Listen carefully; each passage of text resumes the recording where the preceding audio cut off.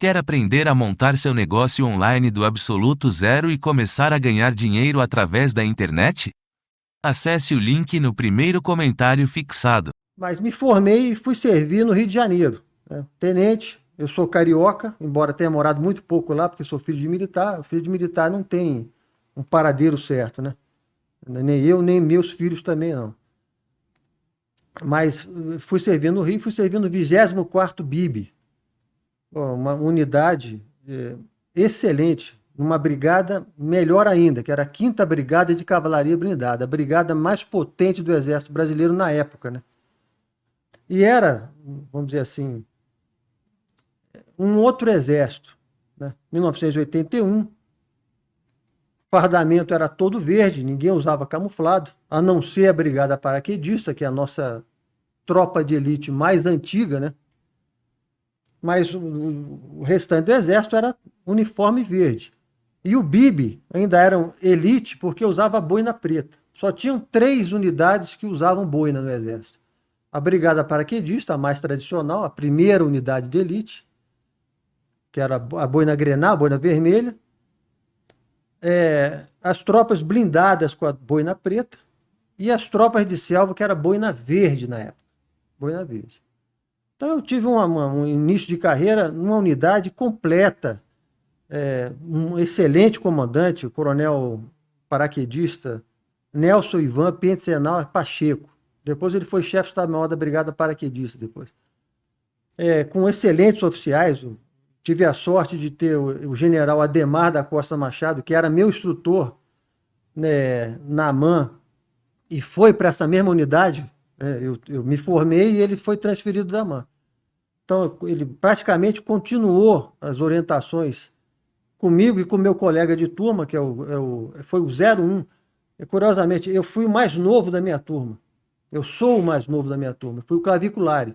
Então, numa cerimônia em que eu abri o portão, uma cerimônia simbólica, em que eu abri o portão da AMAN, claviculare é aquele que carrega a chave, né, para a entrada da minha turma de cadetes, que ia frequentar os 4 anos. Sofri muito trote por causa disso, né? Você que abriu o portão para os bichos, pô, você abriu o portão para os bichos, pô. E tome de trote em cima. Sem problema nenhum. O trote ou pelo menos era na nossa época, uma coisa natural, era encarada com naturalidade, era uma coisa que aproximava veteranos e novatos, integrava os anos, acostumava o militar já a cumprir qualquer tipo de missão, por mais absurda que fosse. Você na guerra você vai ter que fazer coisas absurdas, pô. Então você já começava ali no trote a fazer coisas absurdas. Isso para nós era natural, pô. Não era bullying, não, né? Não era bullying, ninguém ficou traumatizado, nada disso. Tive oportunidade de... É uma unidade de elite, embora não seja considerada, vamos dizer assim, não é uma unidade de forças especiais, uma unidade de guerra na selva, mas é uma excelente unidade, como todas as unidades do Exército são. A gente fazia exercício com a Brigada Aparecida, um exercício paraquedista, um exercício de junção, que é um exercício clássico. Os paraquedistas saltam, eles não têm muito tempo de durar na ação, porque não tem como levar muito equipamento, muito armamento, muita munição, e necessitam de uma força blindada para fazer junção. E o BIB fazia isso.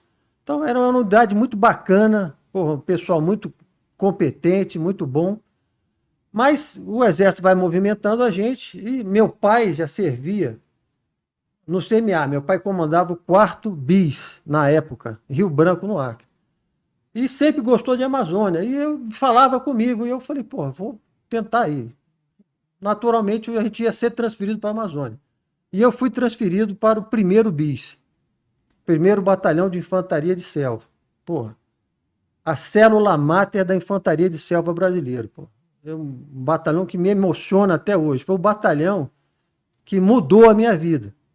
A minha é do General Madeira também. Ele chegou alguns meses antes de mim lá. Acredito que ele chegou em setembro de 82. E eu cheguei em janeiro de 84. Bom, então a primeira impressão que eu cheguei lá, vindo de uma unidade convencional, entre aspas, vamos dizer assim, convencional, não porque não fosse operacional, mas é porque usava uniforme verde, pé preto, coturno de couro preto, camiseta branca.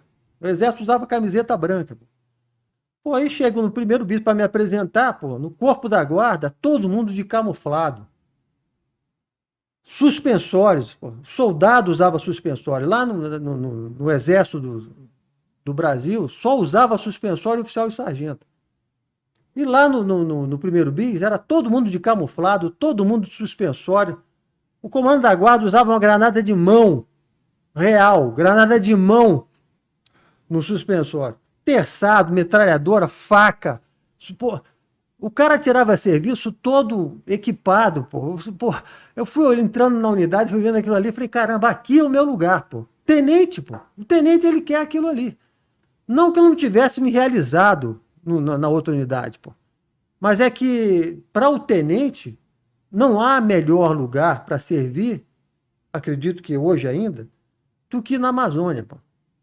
Então aquilo foi tomando conta, tanto de mim como de qualquer oficial que passou por lá, em qualquer unidade. Eu estou citando o primeiro bispo, que é a unidade que eu servi, pô.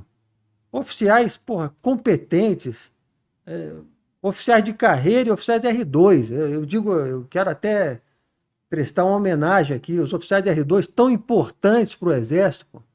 Então tinha uma equipe de escola lá, Campos, Sidney, Costa e Silva, Brasil, Dantas, oficiais espetaculares, sargentos, melhores ainda, Morita, Guerra, Mutini, Gale, Rosário,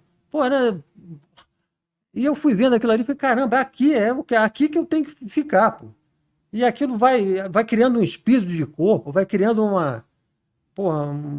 um sentimento de pertencimento àquele grupo que você não quer mais sair dali, pô.